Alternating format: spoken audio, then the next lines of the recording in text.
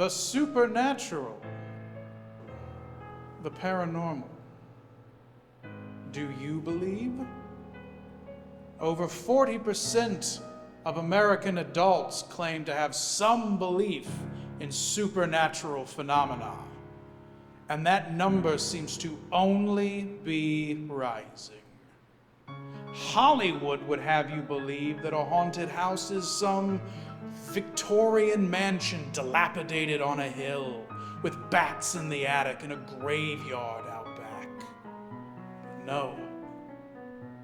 Hauntings come in every shape and every size, from a playground in Hawaii to an abandoned penitentiary in the hills of Pennsylvania. Tonight, I invite you to join me as we experience 2 stories of the paranormal. If you're ready, let's go. Welcome to the haunted road trip, Daytona Beach.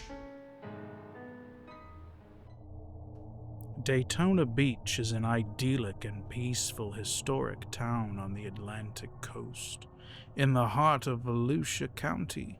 Daytona Beach was founded in 1870 by Matthias Day, a wealthy business tycoon from Ohio. In that 155-year span of time, countless tragedies have befallen this picturesque city, from plagues to pirates and everything in between. And if the locals are to be believed, it's left behind more than a few ghost stories. Welcome to the Ponce Inlet Lighthouse. This imposing light station was erected in 1887 after countless shipwrecks had befallen these coastal waters. The lighthouse is the tallest in the state of Florida, standing at 175 feet.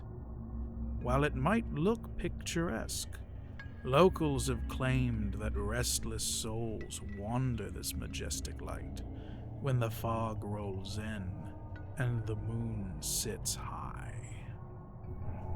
For over 130 years, people have reported an astonishing amount of paranormal activity on these grounds.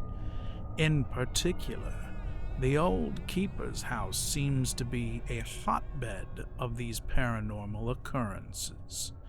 Most place the blame squarely on the lighthouse keeper, Mr. Joseph B. Davis. You see, at 5:30 p.m. on the evening of October 26, 1919, Joseph Davis climbed the tower to light the lamp. Joseph carried a large brass fuel can filled to the brim with kerosene and weighing over 40 pounds. As Davis reached the halfway mark, he clutched his chest and dropped the kerosene can. As night fell and the tower remained dark, Second Assistant Keeper Ben Stone went to investigate. There, on the 101st step, Stone found Davis's body. He had died of a massive heart attack. Ever since that fateful day in 1919, visitors to the lighthouse have sworn that they've seen an Edwardian man in a blue lightkeeper's uniform walking the halls of the old keeper's house, or they swear that they've smelled the faint scent of kerosene inside the lighthouse itself, which is an impossible occurrence.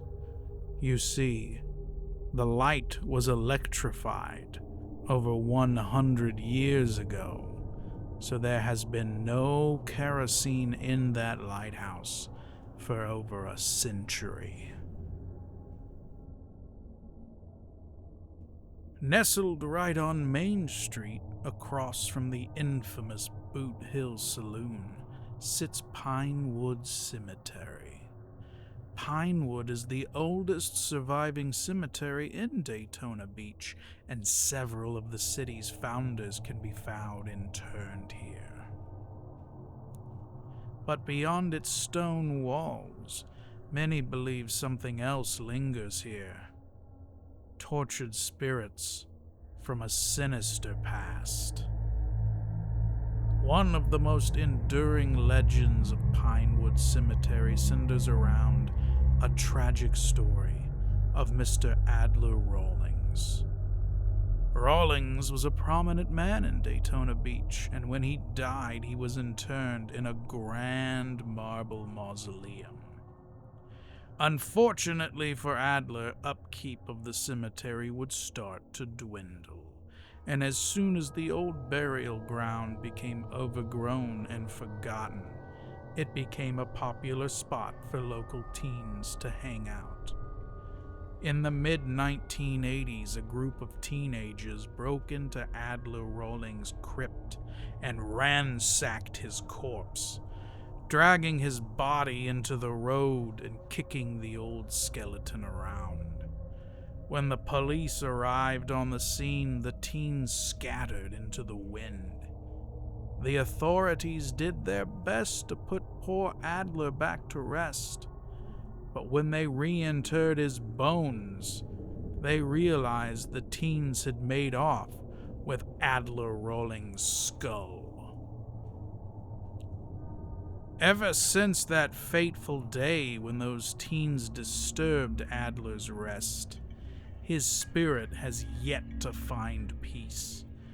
Countless tourists and locals alike have sworn that they have seen the figure of a Victorian gentleman walking amongst the graves, stopping every so often to inspect his surroundings.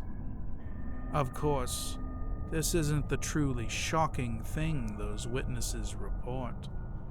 No. When Adler Rawlings is spotted wandering Pinewood Cemetery, he's always seen missing his head.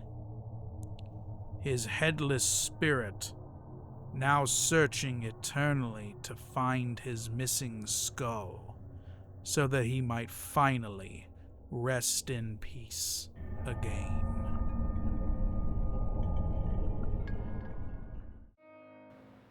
So, my friends, does the Ponce Inlet Lighthouse still play host to the tortured soul of Joseph Davis? Does the field at Pinewood Cemetery still play host to Adler Rawlings, eternally looking for his missing head? You be the judge. I have been your host, Jared S. Claxon, and thank you for joining me tonight on the Haunted Road Trip.